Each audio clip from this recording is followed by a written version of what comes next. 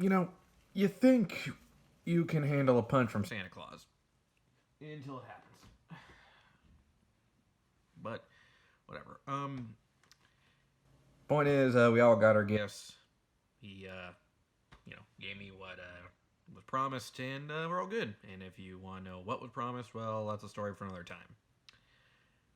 But yeah, we're here to talk about Christmas gifts. Mostly, I'm going to talk about the comics I got, since this is a comic-centric channel, and well, the other stuff I had. Most of them are clothes, and I'm not really someone you want to talk to when it comes to reviewing clothes. Can you tell it's not scripted? But whatever. So I'm just gonna talk about some of the comics and talk about when I might review them. Starting with, and I think that's appropriate, Brave and the Bold, a Batman Wonder Woman story. And before you ask, yes, I did see the film. I will probably talk about next. And this is a very interesting comic here. Besides that, it was the return of the Brave and the Bold line. This had a interesting story here, where Diana and Bruce have to investigate a murder of a god. But while you probably are expecting, oh, it's like a Greek god, right? No, it's a Celtic god. So we actually dive into Celtic mythology here, which actually makes it more appropriate for the holiday season. And yeah, I read the first issue, but unfortunately I wasn't able to continue following it for reasons that I either don't want to talk about or I don't remember. There were multiple things that happened. But yeah, this is a very interesting story, and the art is gorgeous.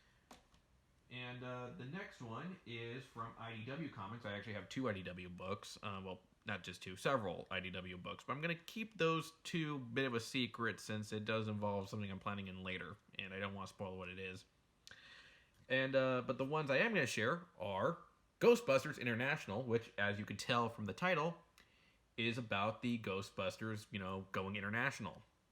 Now, I do have the first volume, and the first volume, they mostly traveled to, I believe, England, France, and maybe Rome. It's been a while since I've read it. I have to go reread Volume 1. But Volume 2, apparently, they'll be going to Puerto Rico, Iceland, Chile, and I believe Ireland.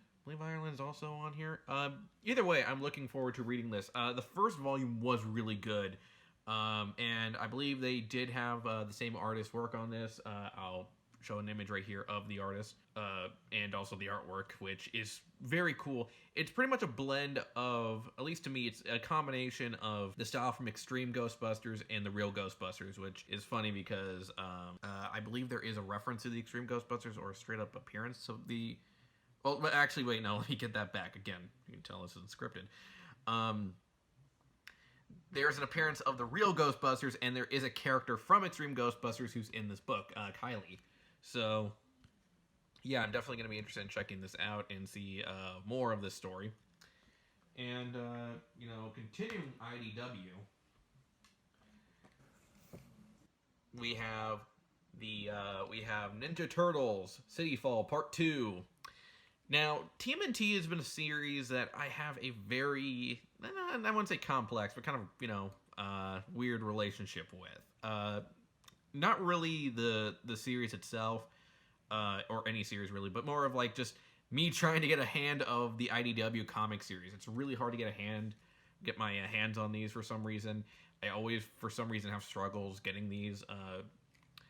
But luckily I was able to get here. And before you ask, yes, I'm aware of what's going on in IDW Comics. I have friends who are nice enough to let me borrow their issues, or let me, or sometimes they'll just straight up tell me, because sometimes they don't care whether or not they spoil it for me or not.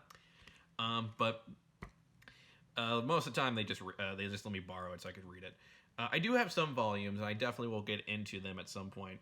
But to briefly summarize what City Falls is, City Falls was the first real big event for TMNT. Where Shredder has, made a massive move on the Turtles, and as you can see here, have controlled Leonardo. the I think this is also the first appearance of Bebop and Rocksteady here, because well, first of all, they're in the back of the cover, but all back of the book. But I don't believe they showed up in any other story before this, so I think this is their first appearance, which is really cool. Um, but yeah, definitely can't wait to read this in its entirety. Again, most of the time I just got it from a friend, and I will definitely be reviewing TMNT. Maybe I'll do a marathon with the stuff I have. So who knows? And finally, can I talk about Spider-Man Noir, the complete collection?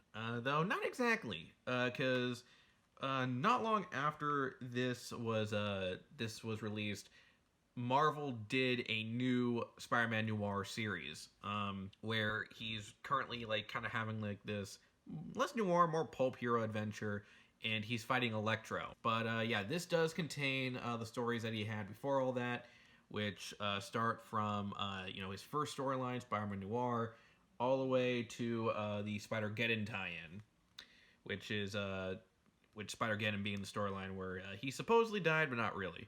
I did read some of his stories, but again, most of it was I either have just incomplete versions of it, just by just having issues and just not having the entire series, or I borrowed it from a friend.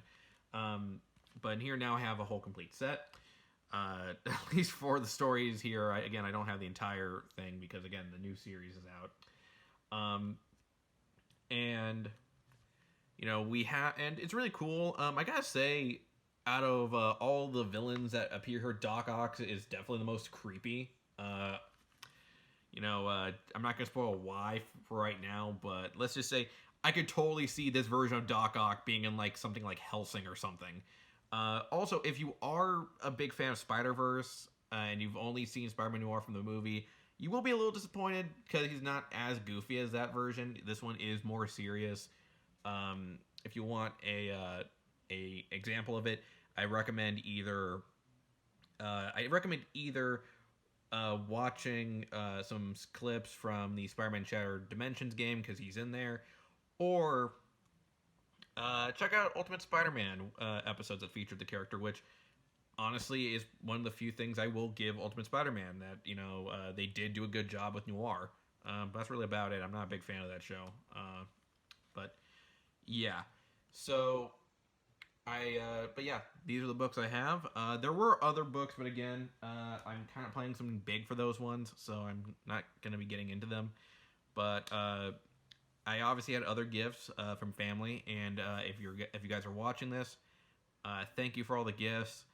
I know I didn't go through all of them, but I don't know.